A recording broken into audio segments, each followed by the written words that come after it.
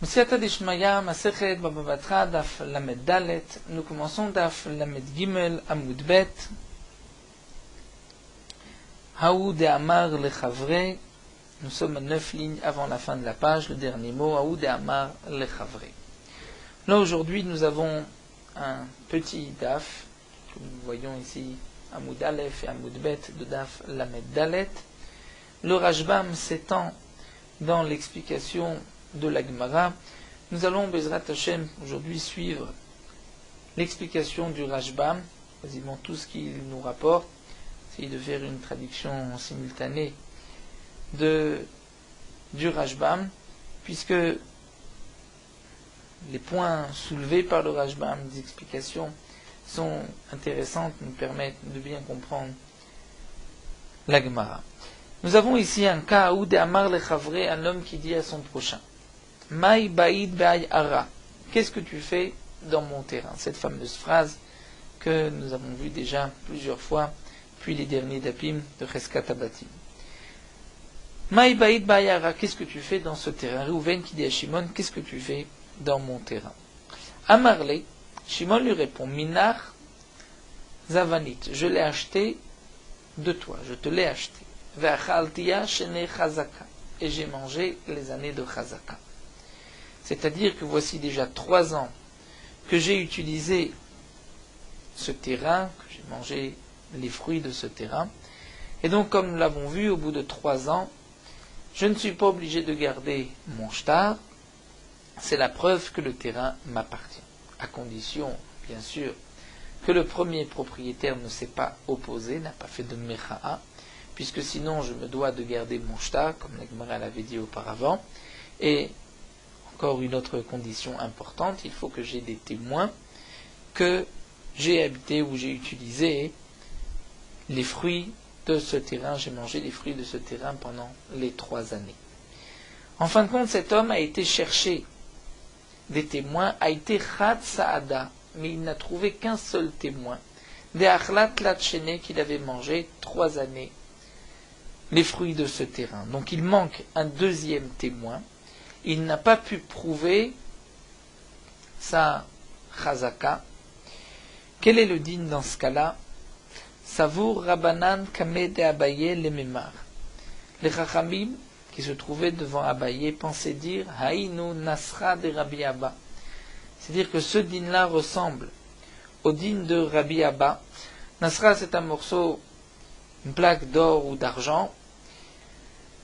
Donc le cas de Nasra de Rabbi Abba que nous allons voir, ce qui s'est passé d'Aou Gavra, un homme de Khataf Nasra Mechavre qui a saisi, qui a pris, qui a arraché Nasra, un morceau, une plaque d'or ou d'argent de son prochain. Donc il a été Chotef.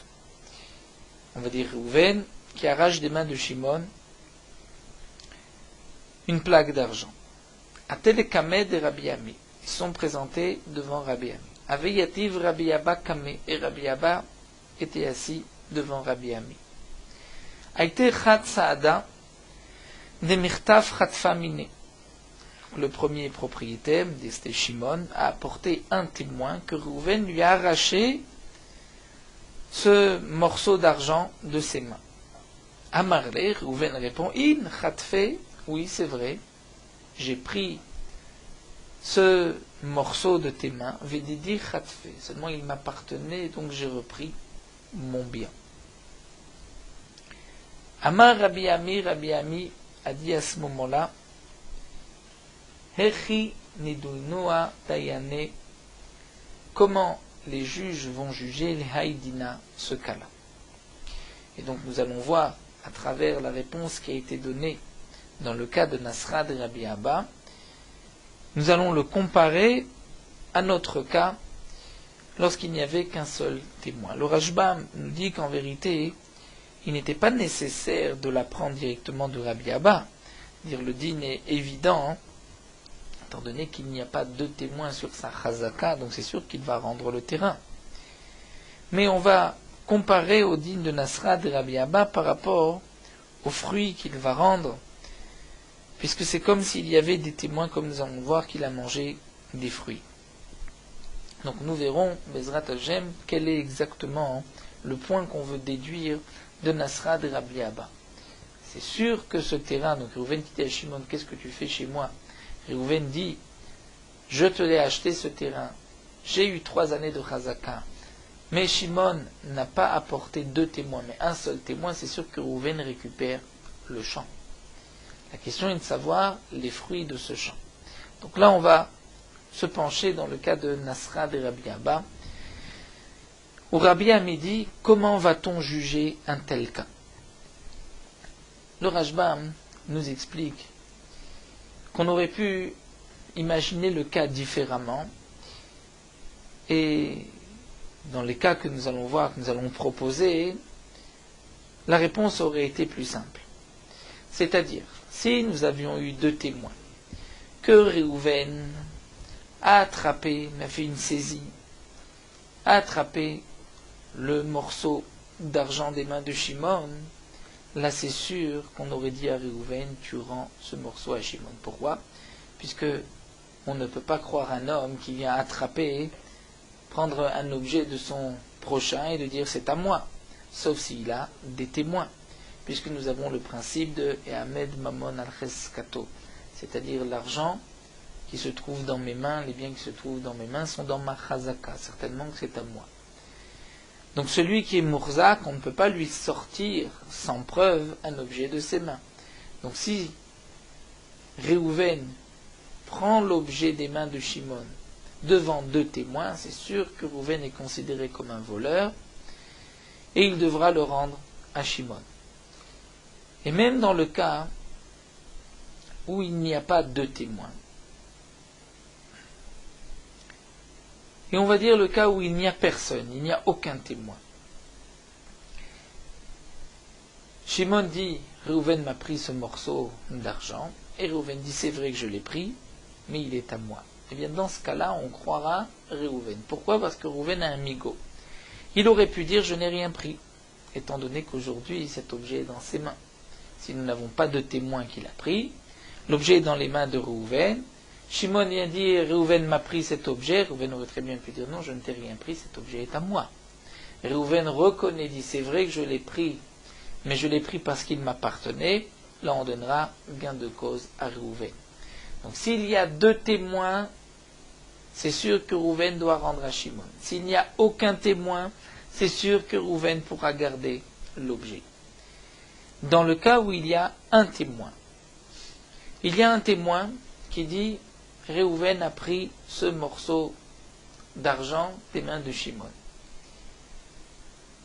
Si Réhouven avait dit non, je n'ai rien pris, quel aurait été le dîme? Eh bien là, il aurait dû jurer qu'il n'a rien pris pour contredire le témoin, puisque nous savons qu'un seul témoin ne peut pas faire sortir de l'argent, mais peut imposer un serment, une chevoie. Donc nous dit le Rashbam, s'il y avait eu 2 témoins, c'est sûr que Réhouven aurait dû rendre à Shimon. S'il n'y avait pas eu du tout de témoins, Réhouven aurait gardé ce morceau d'argent. S'il y avait eu un témoin, et que Réhouven était venu contredire le témoin, non, je n'ai rien pris, Réhouven aurait dû jurer contre le témoin, dire je n'ai rien pris.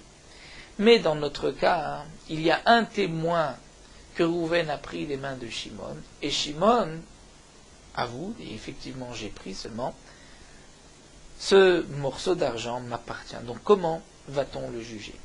Les chalem, si on va dire à Réhouven, tu le rembourses, tu le payes, c'est-à-dire tu le donnes à Shimon, puisque n'est-ce pas que tu reconnais que tu l'as arraché des mains de Shimon, et donc tu ne peux pas dire ça m'appartient, puisqu'il y a une chazaka, mais de mamon al cheskato. Eh bien, nous dit l'Agma, non, l'ekatre saade, il n'y a pas 2 témoins. Puisqu'il n'y a pas 2 témoins, donc, on pourrait dire que Réhouven a un migo. Il aurait pu dire, je n'ai rien pris. C'est vrai qu'il aurait dû jurer, mais il aurait eu un migo de dire, je n'ai rien pris, et donc, on devrait laisser l'objet dans ses mains. Et si tu veux vraiment l'iftérer, laisser l'objet dans ses mains, c'est-à-dire l'acquitter, parce qu'il aurait pu dire je n'ai rien pris contre le témoin. Me dit l'agma, Ikachat Saada, il y a un témoin, et donc s'il y a un témoin, il est obligé de jurer, puisque même si on tient compte le migo, c'est-à-dire il aurait pu dire je n'ai rien pris, il aurait dû jurer. Donc lorsqu'aujourd'hui il dit j'ai pris mais c'est à moi, il ne va pas avoir plus de force que ce qu'il aurait pu dire. S'il avait dit je n'ai rien pris, il aurait dû jurer. Donc aujourd'hui, lorsqu'il dit j'ai pris mais c'est à moi, je veux bien le croire, mais avec la même force que son migo, c'est-à-dire il devrait jurer. Donc maintenant, comment faire? Le faire payer, je ne peux pas. L'acquitter, je ne peux pas. Alors je vais peut-être l'ishtaba, le faire jurer. C'est impossible. Amar mirtav fratfa. Lui-même reconnaît qu'il l'a pris. Il ne vient pas contredire le témoin. Le témoin a dit tu as pris. Donc la choua, c'est en vérité de dire je n'ai pas pris. Mais si là le témoin dit tu as pris, et que lui reconnaît aussi qu'il a pris, Kevan de Amar de Khatfa, puisqu'il dit je l'ai pris, Avele ke Gazlan, donc il est considéré comme un voleur. Puisqu'il est considéré comme un voleur, il ne peut pas jurer, puisque toute personne qui est Hashoud Begzela ne peut pas jurer, je ne le crois pas, lorsqu'il jure. Alors comment va-t-on faire? L'acquitter, je ne peux pas, le faire payer, je ne peux pas, et le faire jurer, je ne peux pas non plus.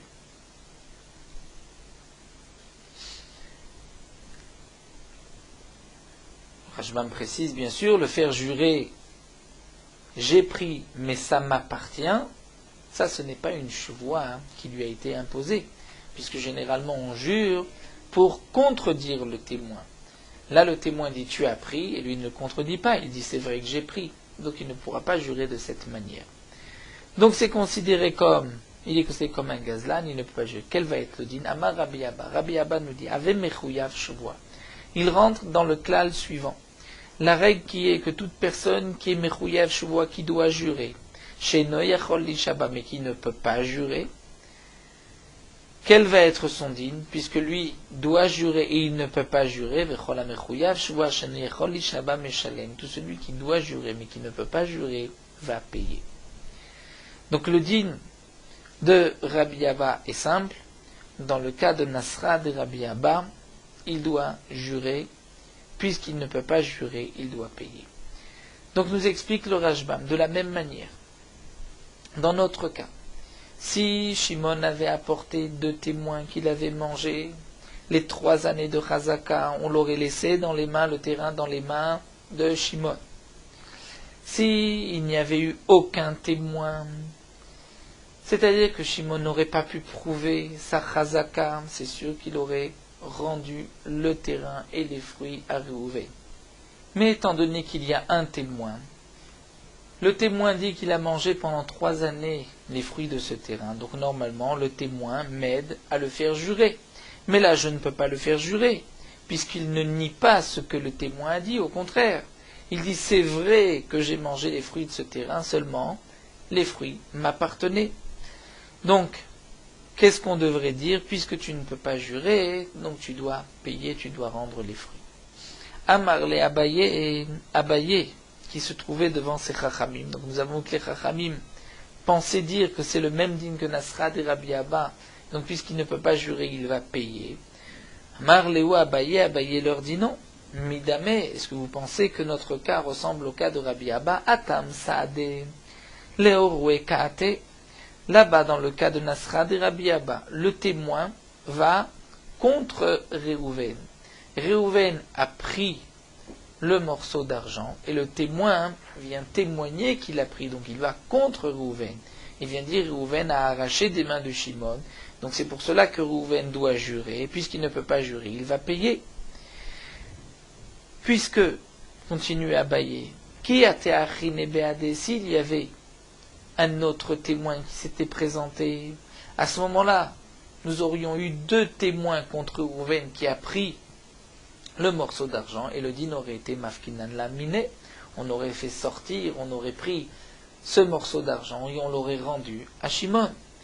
Donc on voit bien que le témoin qui s'est présenté ici va contre Réhouven. Mais Acha ici, les siue kaate.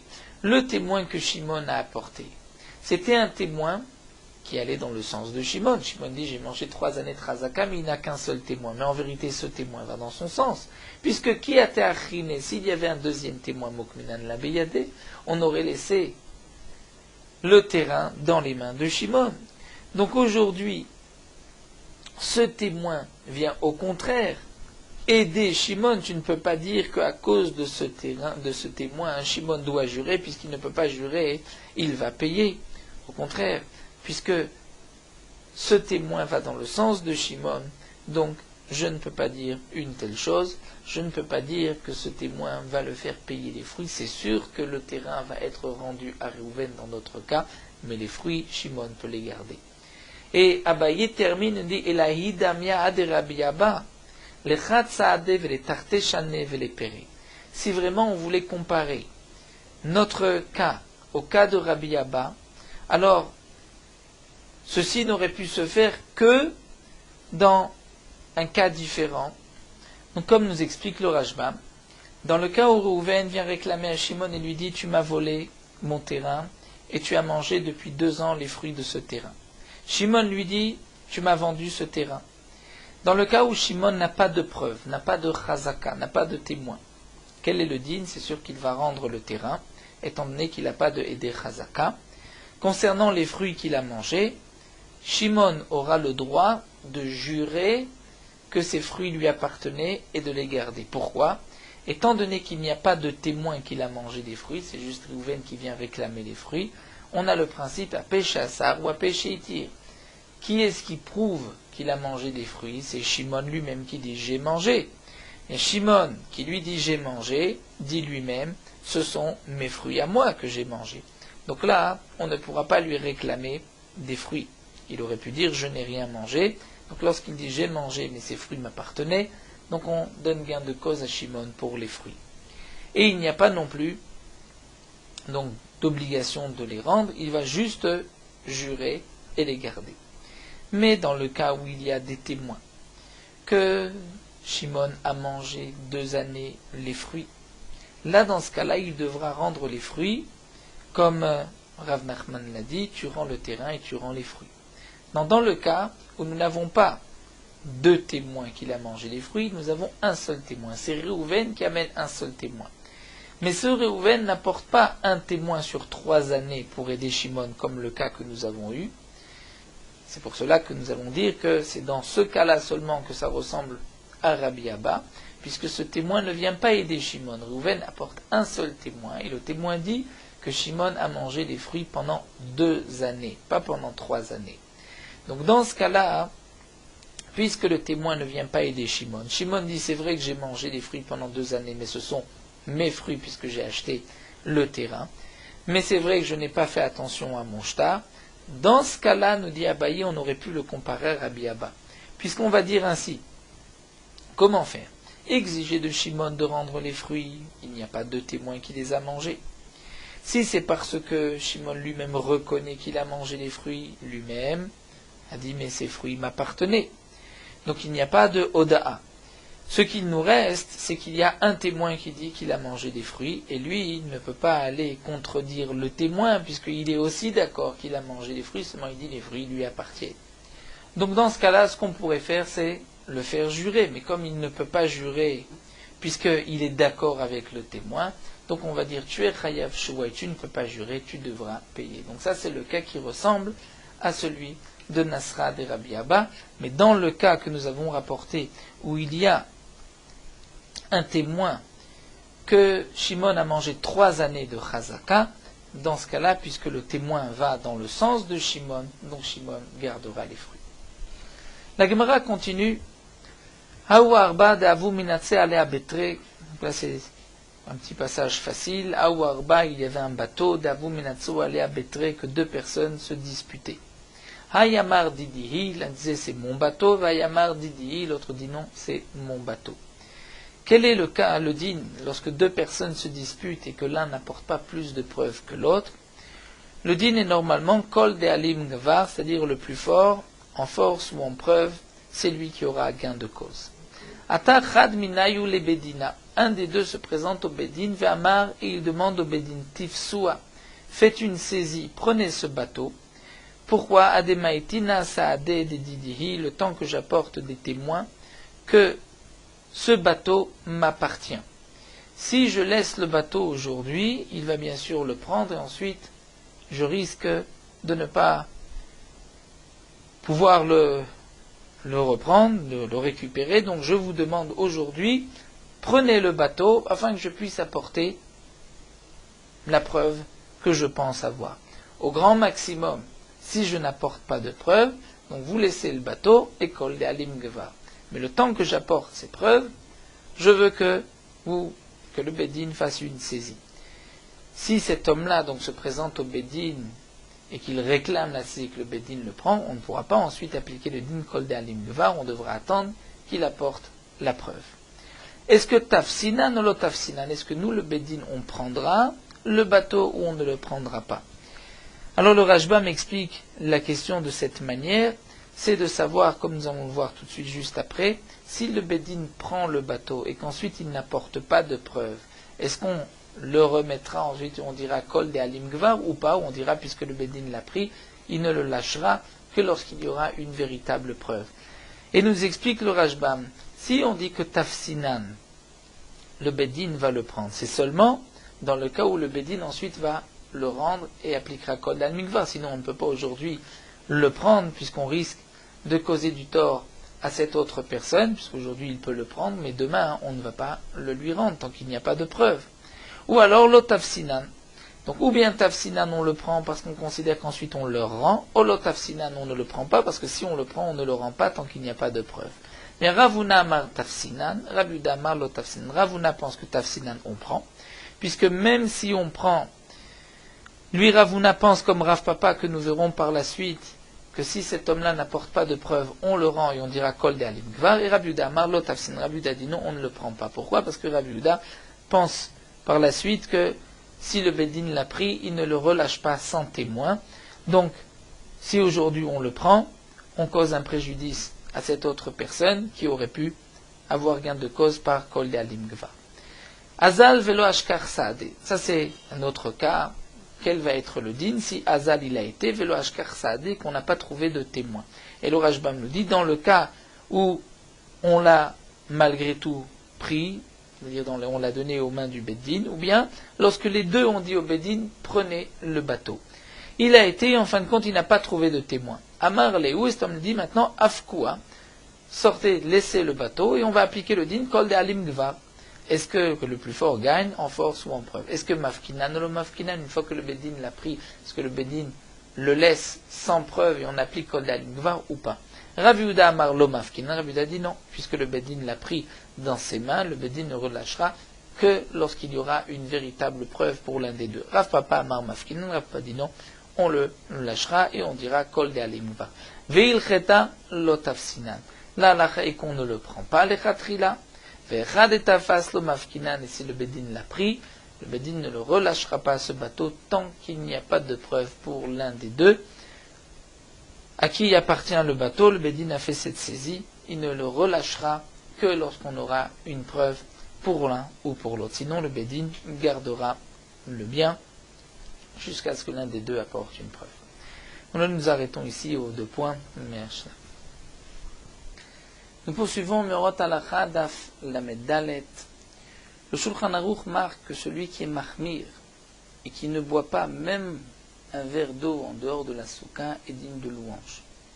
C'est-à-dire que bien que nous avons vu que lorsqu'on mange temporairement quelque chose où on boit à Tara, nous ne sommes pas obligés de boire dans la souka, malgré tout celui qui est mahmir dans la souka de ne manger ou de consommer même de l'eau que dans la souka, il est digne de louange, et à plus forte raison lorsqu'il ne mange pas, donc même un peu de pain ou des fruits, ou qu'il ne boit pas du vin en dehors de la souka.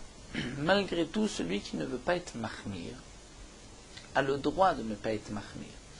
Et même un talmid chacham qui ne veut pas être mahmir et qui veut boire en dehors de la souka, il a le droit, et ceci ne s'appelle pas négliger les mitzvot ou ne pas faire attention aux mitzvot, C'est vrai que si on est mahmir, on est digne de louange, mais on n'est pas obligé de rentrer dans cette catégorie. On ne s'appelle pas comme on n'est pas considéré comme étant Enom et Dagdeg, mitzvot, qu'on ne fait pas attention aux mitzvot. Nous avons vu que pour consommer de la viande, du poisson ou du fromage, bien que le Shulchan Aruch est possède qu'on n'est pas obligé de manger dans la souka, malgré tout, celui qui fixe son repas sur un plat de viande, de poisson ou de fromage, il vaut mieux être mahmir et le consommer dans la souka. Même celui qui est mahmir, donc de manger, de boire dans la souka, il ne pourra dire les chefs basouka que sur les aliments que nous avons définis auparavant, sur lesquels nous avons une obligation de manger dans la souka et de dire la bracha les chefs basouka.